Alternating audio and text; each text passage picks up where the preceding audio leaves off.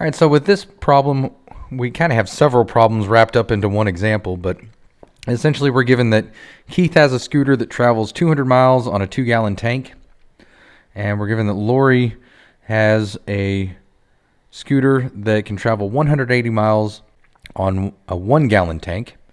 We're asked to find an equation to represent this. We're asked to graph the equation for each scenario, and then we're asked to determine how many miles the scooter gets per gallon. It's easiest to start with the last option, or with the last part of the problem. Let's find the miles per gallon that it gets. So with Keith, again, we're given that it's 200 miles per 2 gallons. So it's real easy to just simplify that. 200 over 2 miles per gallon equals 100 miles per gallon. So that is the constant of variation, the 100 miles per gallon, or the constant of proportionality.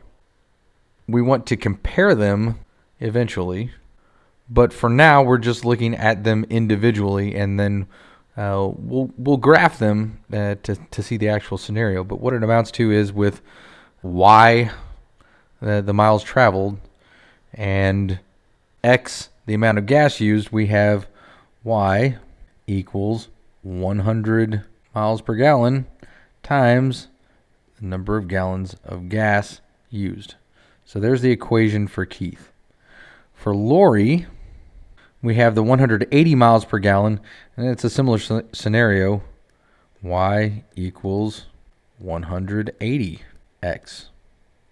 So for the first part, we have 100 miles per gallon for Keith. The equation is y equals 100x. For Lori, it's 180 miles per gallon, and y equals 180x. And then we're asked to graph the scenario. So we'll go ahead and draw a graph off to the right. We don't really need anything in the negative direction. And we're using x and y.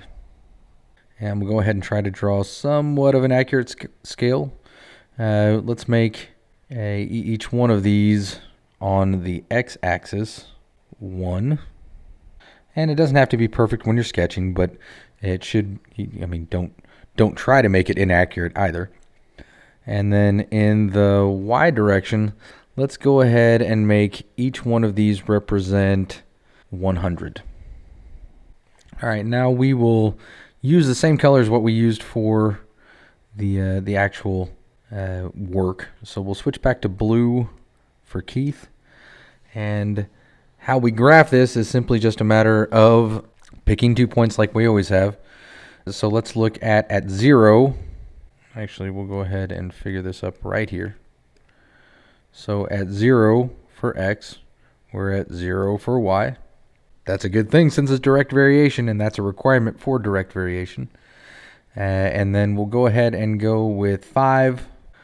Y equals 100 times 5, which equals 500. So we'll go ahead and put our point at 0, 0. And 500 is up here. And then we should be able to draw a line. And then the slope of the line represents the miles per gallon. And then we'll go ahead and switch to green for Lori. Again, it goes through the origin. At 5, we have 180 times 5. So 100 times 5 is 500. 80 times 5 is 400. And 500 plus 400 is 900. So we're looking at somewhere right about here. And again, we have a point through the origin. And if we draw a line through those points, this is Lori's line for which the slope is miles per gallon of gas. So if we're looking at miles per gallon, how much more efficient Lori's is than Keith's, which we can see that because of the steepness of the line.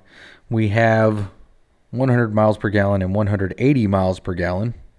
So 180 minus 100 equals 80 miles per gallon.